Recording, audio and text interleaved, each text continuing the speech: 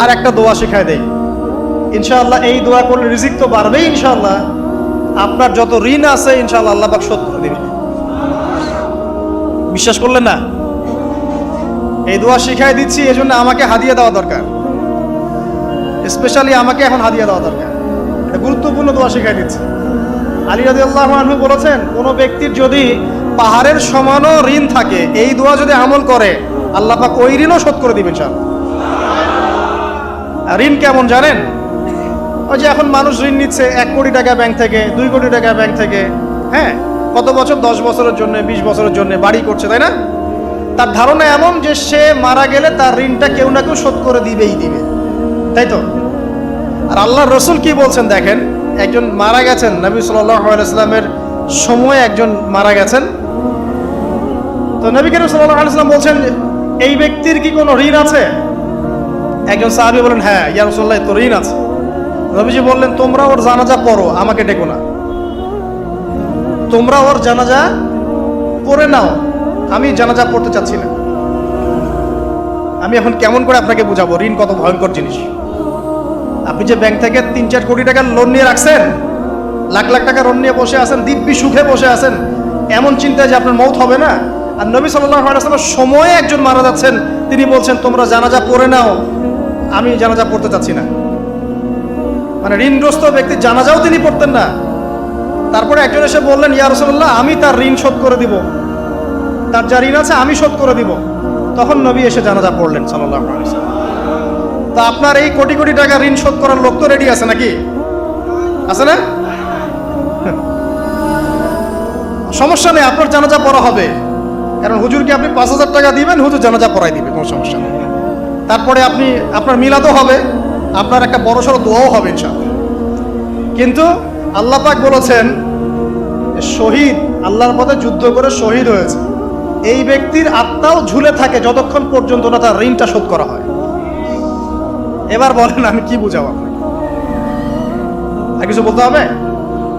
এখন সেই দোয়া শিখাচ্ছি আপনাদেরকে, যে দোয়া শিখলে আপনারা ঋণ থেকে বাঁচবেন ইনশাআল্লাহ। কত দিবেন বলেন? আচ্ছা, হ্যাঁ, এই তো, শুকরিয়া। দোয়া করবেন যেন আল্লাহ পাকের দিনটাকে আল্লাহর জমিনে প্রতিষ্ঠা করতে পারি। আমার সাথে বলেন, দোয়াটা হচ্ছে, আল্লাহুম্মা ইকফিনি বিহালালিকা আন হারামিকা ওয়া আগনিনি বিফদলিকা আম্মান সিওয়াকা। এই দোয়াটা ছোট না, এটা মুখস্থ করবেন, সেজদায় পড়বেন, নামাজের সেজদায় পড়বেন, আত্তাহিয়াতু দরুদ শেষ তারপরে পড়বেন, নামাজ শেষে হাত তুলে করবেন, যখন তখন শেষ রাতটা করবেন, ইনশাআল্লাহ দেখবেন আপনার ঋণ বলতে কিছু থাকবে না ইনশাআল্লাহ। যদি থাকেও, বড় কোনো ঋণ থাকেও, আল্লাহ পাক অন্য কোনো মাধ্যমে এটা শোধ করার ব্যবস্থা করে দিবেন ইনশাআল্লাহ। ইনশাআল্লাহ। যে দারিদ্রতা দূর করতে চান, সচ্ছলতা চান, কয়েকটা কাজ করেন। এই যে বললাম, 1 নাম্বার সূরাতুল ওয়াকিয়া তেলাওয়াত করেন, 5 ওয়াক্ত নামাজ জামাতে পড়েন, ডেইলি কিছু সময়ের জন্য কোরআন তেলাওয়াত করেন, আর আল্লাহর কাছে রিজিক চান, জিকির বেশি বাড়ায় দেন। পারবেন না ইনশাআল্লাহ?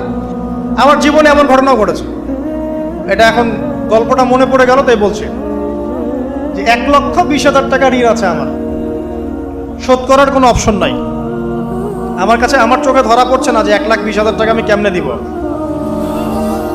কি হলো, হঠাৎ করে আমরা একটা সার্কুলার দেখলাম যে সারা বাংলাদেশে ইসলামিক ট্যালেন্ট খোঁজা হচ্ছে। 2000, এটা মনে হয় 17 কি 18 সালের কথা, হ্যাঁ 18 না, আচ্ছা 18। তো হ্যাঁ, আলোকিতকে। তো এখন আমার ওয়াইফ বলছেন যে আপনি এটাতে অ্যাপ্লাই করেন। আমি অ্যাপ্লাই করবো, এটা তো আলেম ওলামাদের প্ল্যাটফর্ম, আমি এখানে জেনারেল থেকে আসা মানুষ, কেমন করে কি। তো সে বলছেন না, আপনি পারবেন ইনশাআল্লাহ, আপনি পড়াশোনা করেন, ইনশাআল্লাহ পারবেন। তো আমি দেখছি আগে প্রাইস কি আছে, কষ্ট তো করবো, আগে দেখি পুরস্কারটা কি। তো পুরস্কারটা দেখছি যে একটা ওমরা করাবে।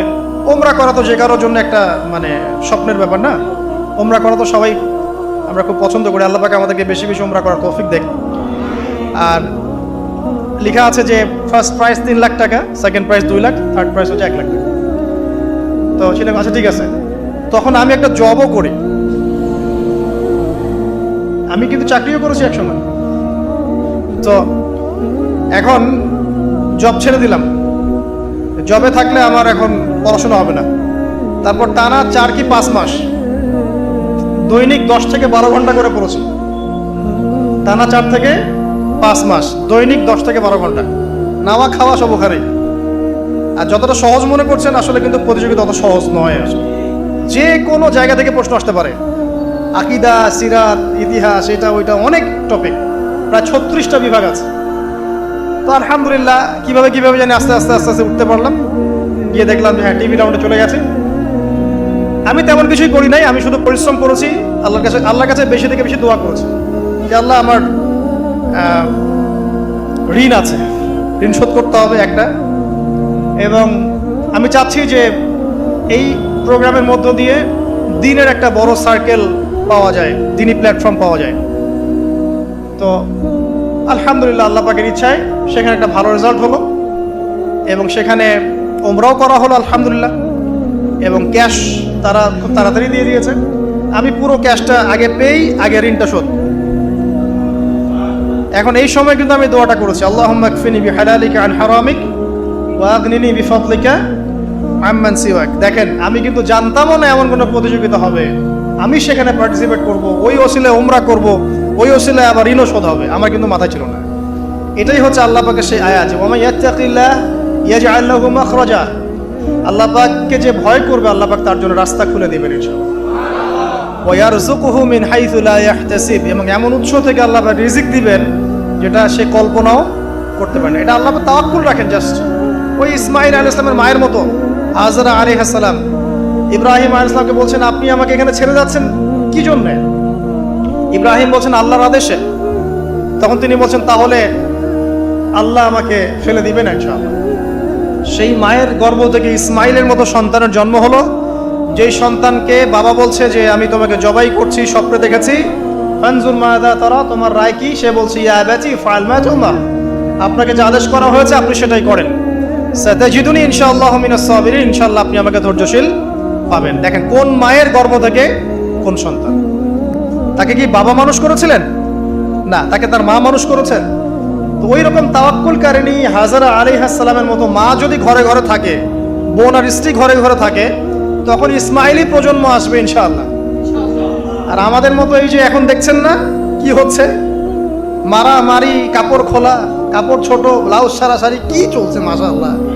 মানে কি যে চলছে ভাই জগতে এখন, বলতেও গা গিনগিন করে, ভাবতেও গা গিনগিন করে।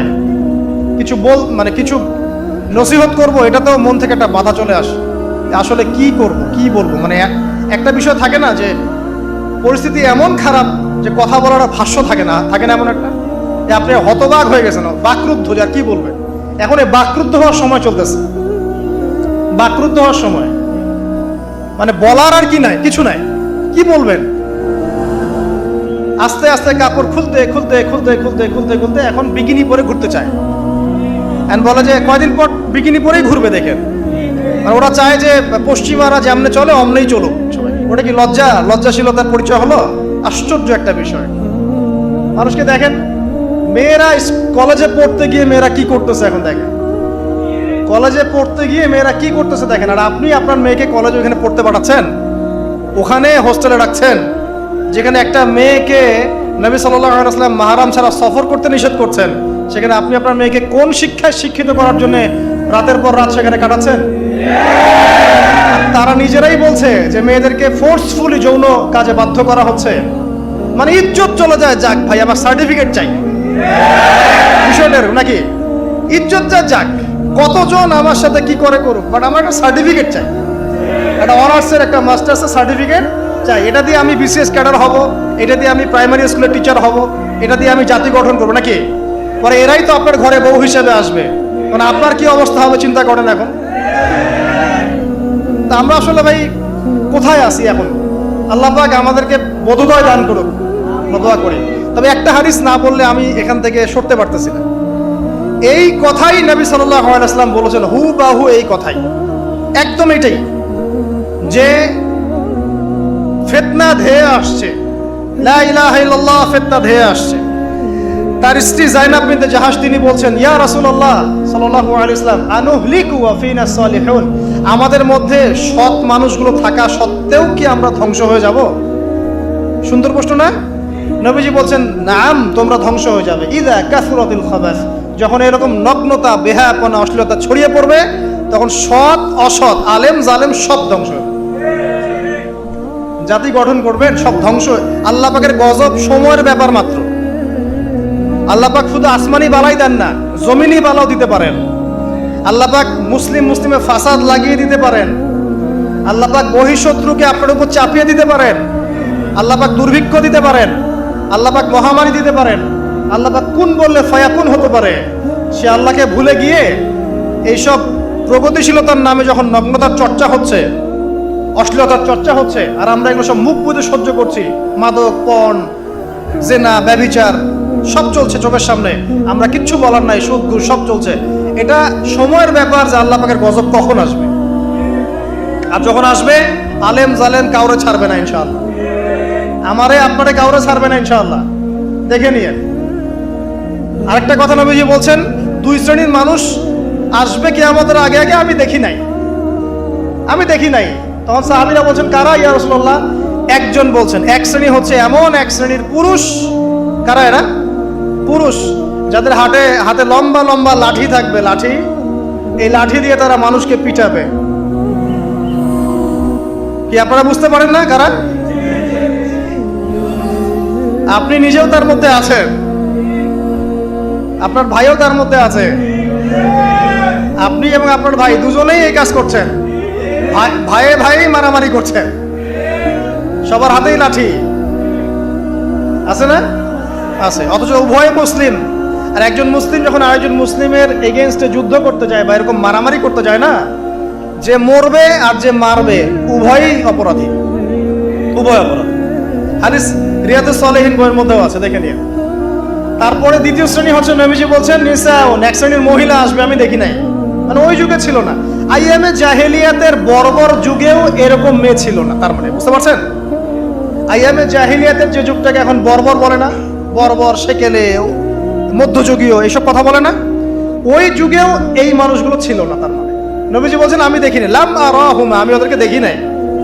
তারা কারা? নিসাউন, এক শ্রেণীর মহিলা, কাসিয়াতুন আরিয়া, যারা কাপড় পরবে বাট নগ্ন থাকবে, কাপড় পরবে কিন্তু নগ্ন থাকবে। মুমিলাত মাইলাত, নিজেও মানুষকে আকৃষ্ট করবে আবার নিজে আকৃষ্টও হবে। তারা জান্নাতে যাবেও না, জান্নাতের গন্ধও পাবে না। নেন এবার এখন দেখেন, একটু ভেবে দেখেন যে আমার ঘরে কি সেরকম মেয়ে আছে কিনা, আমার ঘরে সেরকম বোন আছে কিনা, আমার ঘরে তেমন ওয়াইফ আছে কিনা।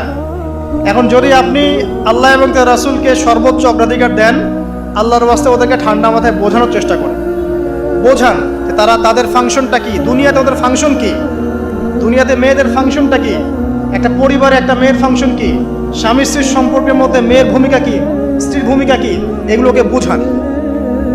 তবে হ্যাঁ, এক শ্রেণীকে আপনি বুঝিয়ে কুল পাবেন না, পরিস্থিতি বোঝেন। পরিস্থিতি বুঝলে আমাদের করণীয় বের হয়ে আসবে। করণীয় আমি অনেক দিন বলেছি, জ্ঞান অর্জনের কোনো বিকল্প নাই, জ্ঞান অনুযায়ী আমলের কোনো বিকল্প নাই, আদর্শ পরিবার গড়ার কোনো বিকল্প নাই, পরিবারে মেয়েদেরকে পর্দায় রাখার কোনো বিকল্প আছে? নাই। এমনকি আমাদের ছোট ছোট ছেলে মেয়ে যারা এখন জন্ম নিয়েছে, এদেরকেও ছোটবেলা থেকেই ইসলামের অনুশাসন দিতে হবে, না হলে বড় হয়ে বিগড়ে যাবে। এরা বিগড়াবে না? চতুর্দিকে ফিতনা, এরা তো বিগড়ে যাবেই। হালাল রিজিকের কোনো বিকল্প নাই। দ্বীনের জ্ঞান অর্জন করে দ্বীনি মানুষদের সাথে থাকার কোনো বিকল্প নাই। একা একা থাকতে যাবেন না, দ্বীনের বুঝ আছে এমন মানুষদের সাথে থাকবেন, একসাথে থাকবেন। যেখানেই থাকেন, যে নামেই হোক, একসাথে থাকেন, যে নামেই হোক। ইসলামে তো অনেক দলাদলি আছে না? আচ্ছা হোক, এটা নিয়ে এখন কথা বলার দরকার নাই। যে কোনো ব্যানারেই হোক থাকেন, অ্যাটলিস্ট আপনি ভালো মানুষদের সাথে থাকেন, এটা ভালো হবে ইনশাআল্লাহ। আল্লাহ চাইতে দেখবেন সবার মাঝে একসময় ঐক্য দিয়ে দিতে পারেন, আল্লাহ পারেন না? আর যারা ইন্টেনশনালি উম্মার ঐক্যের বিরোধী, এদেরকে আল্লাহ পাক ধ্বংস করে দিবেন ইনশাআল্লাহ, সমস্যা নেই। কারণ আল্লাহ বলে তো একজন আছেন, তিনি সব দেখেন ইনশাআল্লাহ।